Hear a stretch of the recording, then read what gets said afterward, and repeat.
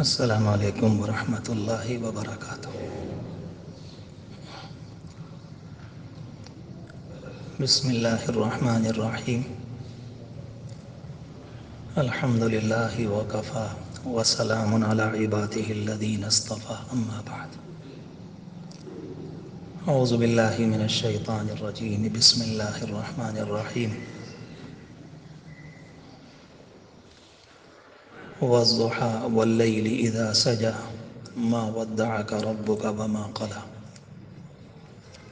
وقال سبحانہ وتعالی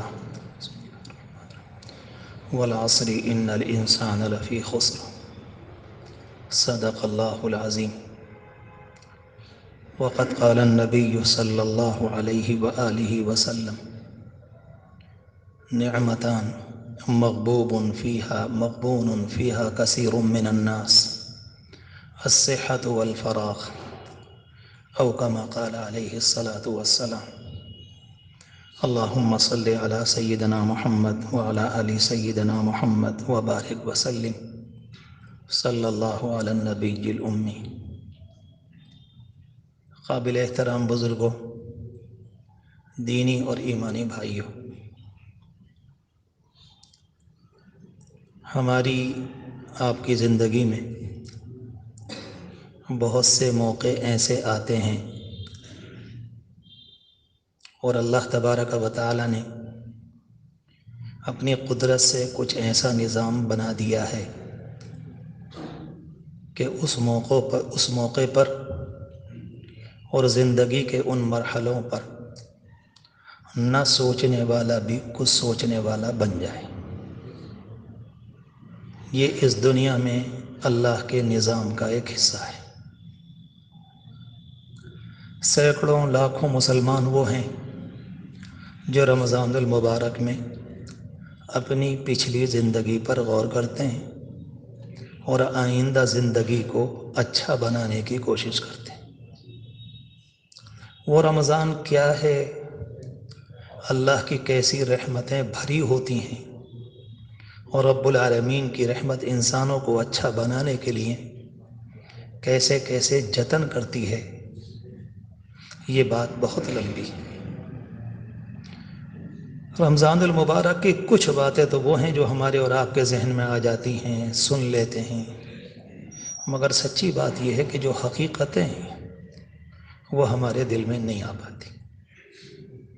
جتنا ہے اس پر تو اللہ کا شکر اور احسان، جو کمی ہے اسے پور کرنے کی کوشش کرنی چاہیے۔ بالکل اسی طرح سے سال میں ہماری زندگی میں دو موقع آتے ہیں۔ ایک موقع تو اب 3-4 دن میں آئے گا کہ یہ سال ختم ہونے کو جا رہا ہے اور اگلا نیا سال شروع ہونے کو جا رہا ہے۔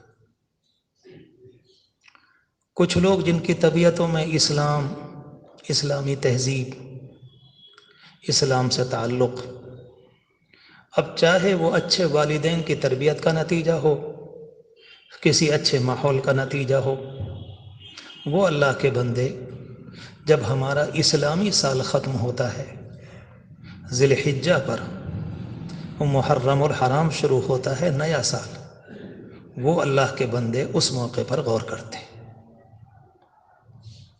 انسان اپنی زندگی پر غور ہی نہ کرے، بس وقت کے گزرنے کا نام زندگی رکھ لے، اس سے بڑی بے وقوفی اور حماقت کیا کہلائے گی؟ نہ یہ سمجھداری کی بات ہے، اور ہم میں اب کوئی بھی اس کو پسند نہیں کرتا۔ اللہ تبارک و تعالی نے میری اور آپ کی زندگی میں برکت دی، ایک موقع یہ دنیا کے اعتبار سے پھر آ رہا ہے، ایک سال ختم ہونے جا رہا ہے اور دوسرا سال شروع ہوگا۔ ایسے موقع پر دنیا میں دو طرح کے لوگ ہیں۔ بعض لوگ تو وہ ہیں جو دنیاوی اعتبار سے اپنی خوشیوں کا اظہار کرتے ہیں، اور اب ان کی خوشیاں اتنی ہونے لگیں، اتنی آگے بڑھ گئیں کہ وہاں سے جا کر تو انسانیت کو بھی شرم ہوتی ہے۔ ننگا پن، شراب، زناکاری، بدماشی، جو کچھ آپ اس مہینے کے آخر میں کرنا چاہیں کر لیں۔ اور اس کا نام رکھا گیا ہے کہ بھائی نیا سال ہے، آخری رات ہے، لہذا اس کو بڑے اچھے طریقے پر ان کے اپنے مطابق اس کو کرنا چاہیے اور منانا چاہیے۔ جن لوگوں کی تربیت ایسے ماحول میں ہوتی ہے وہ بیچارے اس کے علاوہ کچھ سوچ بھی نہیں سکتے۔ انہیں جو تعلیم ملی ہے، جو ماحول ملا ہے، اس میں دو چیزیں ملی ہیں، پیٹ اور شرمگاہ۔ اسے پورا کرو چاہے جانور بن جاؤ، کتا بننا پڑے کتا بن جاؤ، اور اللہ میرے لفظوں کو معاف فرمائے تمہیں سور بھی بننا پڑے تو سور بن جاؤ۔ اور یہ ہو رہا ہے۔ جمعے کے دن مسجد میں مبارک گھڑی میں ان ساری باتوں کو کھول کر بیان کریں تو کہتے ہوئے بھی اچھا نہیں لگتا۔ وہ الفاظ اور وہ باتیں اتنی گندی ہیں جو ہم اور آپ سوچ بھی نہیں سکتے، عام ہوتی ہے دنیا بھر میں زندگی۔ اگر یہ والی بات تنہا وہی لوگ کرتے جو دوسرے مذہبوں کے ماننے والے ہیں تو شاید ہمیں اور آپ کو نہ شکایت ہوتی نہ اتنی تکلیف ہوتی۔ انسانیت کے اعتبار سے تکلیف تو ہوتی کہ بھائی انسان ہے اور کہاں چل دیے، لیکن تکلیف اب زیادہ یہ ہے کہ مسلمانوں کی اکثریت بھی وہی کرنے لگی۔ نہ انہیں اس کا پاس و لحاظ ہے، ہم کون ہیں، ہم کیا ہیں، ہمارا کلمہ کیا ہے، ہمارا رب ہم سے کیا چاہتا ہے، ہمارے نبی ہمیں کیا دے کر گئے۔ ادنا سی بھی اگر غیرت ہوتی، ادنا درجے کی، تو شاید اتنی نیچے امت مسلمہ کے وہ نوجوان نہ گرتے۔ انبیاء علیہم السلام کی تاریخ میں ایک دو نہیں، بے شمار نبیوں کو اللہ میرے اس جملے کو معاف فرمائے کہ ان کو ذبح کر دیا گیا۔ قرآن کا بیان ہے، یقتلون الانبیاء یقتلون النبیین۔ اور میرے اور آپ کے لیے قرآن سے بڑی کوئی شہادت نہیں۔ اگر آپ ان ساری قربانیوں کے پیچھے کو جائیں گے، یہ کیوں تھیں، کیا وجہ تھی، تو صرف ایک کہ انسان اس دنیا میں انسان بن کر جیے، اس کے علاوہ ان نبیوں کو ان سے لینا دینا کچھ نہیں تھا۔ انی لا اسألکم علیہ اجرا، ہر نبی کا اعلان تھا ہم تم سے کچھ لینے نہیں آئے، ان اجری الا علی اللہ، ہمارا بدلہ تو اللہ پر ہے۔ اگر یہ ساری داستان نہ ہوتی، اس کا کچھ حصہ ذہن میں ہوتا، تب بھی شاید اتنے نیچے نہ گرتے جس کھڈ میں جا کر گر گئے۔ کہ اب تو اکثر جگہ بڑے شہروں میں پتہ نہیں چلتا یہ کام کے کرنے والے مسلمان کہلانے والے ہیں یا غیر مسلم۔ اور آپ یقین جانیں اس بدتمیز روز بد کا ساری دنیا کو ہماری طرف سے انتظار تھا۔ تم کسی طرح سے اپنے آپ کو اس معیار پر لے آؤ کہ تم سے تمہارے نبی کی تہذیب الگ ہو جائے اور ہمارا تمہارا کوئی جھگڑا۔ میں تو کہا کرتا ہوں اس رات میں اگر لاکھوں انسان یہ خوشی منا رہے ہیں کہ سال جا رہا ہے اور آ رہا ہے، تو کھربوں کھربوں انسان یہ خوشی مناتے ہوں گے ہم نے امت مسلمہ کے مسلمان کہلانے والے اتنے کروڑ نوجوان اپنے پالے میں اتار لیا اور دہریہ بنا لیا۔ انہیں اس کی کوئی فکر نہیں، نہ لینا نہ دینا، کہ منورنجن ہے، عیاشی ہے، خوشی کا موقع ہے۔ یہ ساری باتیں میرے اور آپ کے لیے تعجب اس لیے ہیں کہ میں اور آپ جس شہر میں ہیں یا یہاں آنے والا مجمع اکثر ایسے مقامات پر رہتا ہے کہ جن کے چاروں طرف مسلمان ہیں، اس لیے یہ باتیں کچھ عجیب سی لگتی ہیں۔ لیکن آپ اور میں اگر اپنے ماحول سے نکل کر کہیں اور چلے جائیں، ابھی آپ کو معلوم ہو جائے گا کہ اگر آپ یہ والی باتیں کریں گے تو انہیں سنتے ہوئے تکلیف ہوگی کہ بھئی ان والی باتوں کا اب زمانہ نہیں رہا۔ میں نام نہیں لیتا، ہندوستان کے ایک بہت بڑے دانشور، ایک بہت بڑے پروفیسر، ایک بہت بڑی یونیورسٹی کے چانسلر، ان کے لڑکے نے نماز شروع کر دی، ابھی کی بات، تو باقاعدہ انہوں نے ایک پروگرام میں یہ کہا کہ میاں کیا بتاؤ ہمارا لڑکا نماز کو جانے لگا۔ جی جیسے آخری تکلیف کی بات تھی. اور ان کے آئے دن اخبار میں مشورے بھی آتے ہیں، امت کو یہ کرنا چاہیے، یہ کرنا چاہیے. یہ وہ ہیں جسے اپنے بیٹے کی جمعے کی نماز بھی برداشت نہیں. ہائے استغفر اللہ. بہرحال اس دنیا میں تو سبھی کو جینے کا حق ہے، لیکن اگر میں اور آپ گہرائی میں جائیں گے تو دور جانے کی ضرورت نہیں پڑے گی، اپنے شہروں میں بھی یہ نمونے مل جائیں. اسلام سے اتنی دوری طبیعت میں آ چکی کہ اب اسلام اچھا نہیں لگ رہا. کوئی دین آپ کو اچھا نہ لگے، آپ پوری قوت کے ساتھ اس پر عمل نہ کر سکیں. زبردستی کا عمل ہوگا، جبرن ہوگا، اپنے سماج کے دباؤ میں ہوگا. کیونکہ ہمارے چاروں طرف مسجدیں ہیں اس لیے ہوگا، گلی میں اور بھی مسلمان رہتے ہیں اس لیے ہوگا. لوگ یہ کہیں گے یہ نماز پڑھنے نہیں جاتا. لیکن ہمارا اسلام تو ہم سے یہ کہتا ہے کہ دین تمہارے لیے اچھا لگے، تمہاری نگاہ میں پیارا ہو، اور تم دین کے کسی مسئلے میں ایک بال کی برابر بھی ادھر سے ادھر جانے کو تیار ہو. یہ تو ہمارا دین ہم سے چاہتا ہے اور غلط نہیں چاہتا ہے. ہم پورے اطمینان سے کہہ رہے ہیں کہ آسمان کے نیچے اس سے زیادہ پیارا دین نہیں، دنیا مانے یا نہ مانے. اکیلے جذبات کی بات نہیں کہ ہم نے جوش میں کہہ دیا کیونکہ مسلمان ماں باپ کے گھر میں پیدا ہوئے ہیں، لوگ ہم سے کہیں گے صاحب آپ تو کہیں گے یہ، اس کے علاوہ آپ کہہ بھی کہہ سکتے ہیں. نہیں، پورے اطمینان سے، پورے احساس سے، پورے شعور سے سوچ سمجھ کر یہ بات کہ اس سے زیادہ پیارا دین اور آسان دین ہو نہیں سکتا، جو ایک ہی وقت میں انسانوں کو دنیا سے بھی جوڑتا ہے اور اسی وقت میں انسانوں کو اللہ سے بھی جوڑتا ہے. بازار جاؤ، تجارت کرو، تیسرا کلمہ پڑھتے رہا کرو، سبحان تیری قدرت، کیا رے دین. سوچ سکتے ہیں آپ، ایک ہی وقت میں دونوں کو جمع کیا. تاجروں سے کہا ذرا بیچنے خریدنے میں جھوٹ بہت ہو جاتا ہے، صدقہ کر دیا کرو، اللہ اس کی بدولت تمہارے جھوٹ کو معاف کر دے گا.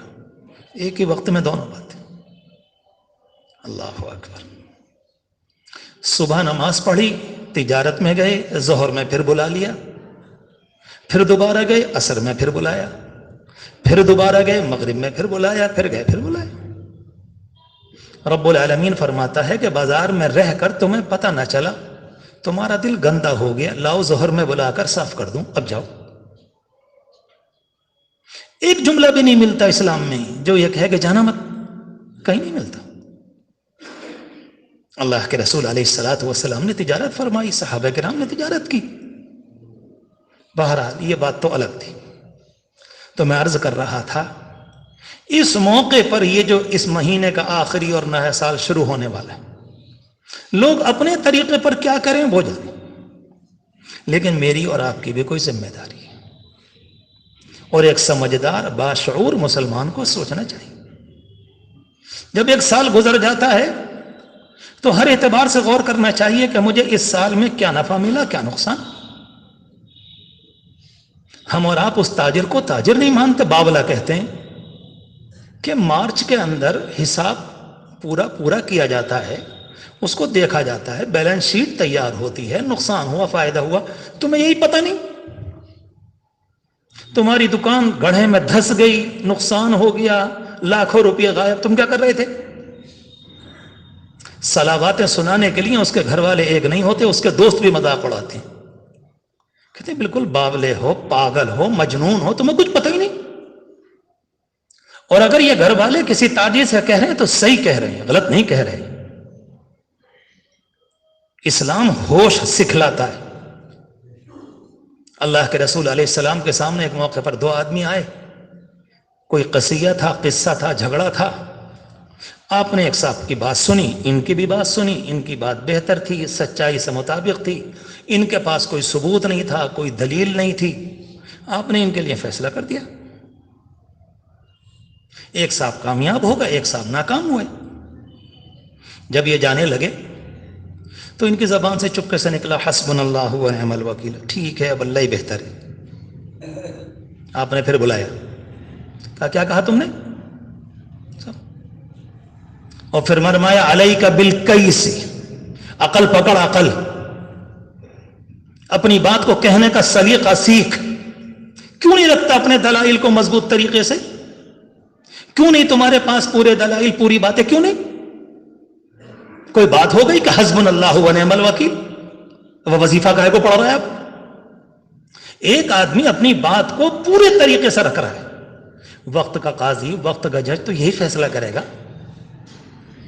کوئی ایسا تو نہیں ہوتا کہ دنیا کے قاضیوں کے پاس اللہ کی طرف سے کوئی بات آ جائے کہ بھئی یہ ایسے ہیں، یہ ایسے ہیں، ایک اصول ہے۔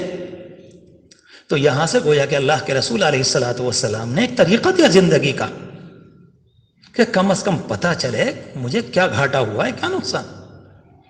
اگر یہ والی بات میدان تجارت میں ہے تو اس سے بہت زیادہ مجھے اور آپ کو اپنے دینی میدان میں کرنی پڑے گی کہ اس والے سال میں دین کے اعتبار سے میری کیا ترقی ہوئی، میں گھاٹے میں گیا کہ فائدوں میں گیا، میرے گناہوں میں اضافہ ہوا یا نیکیوں میں زیادتی ہوئی،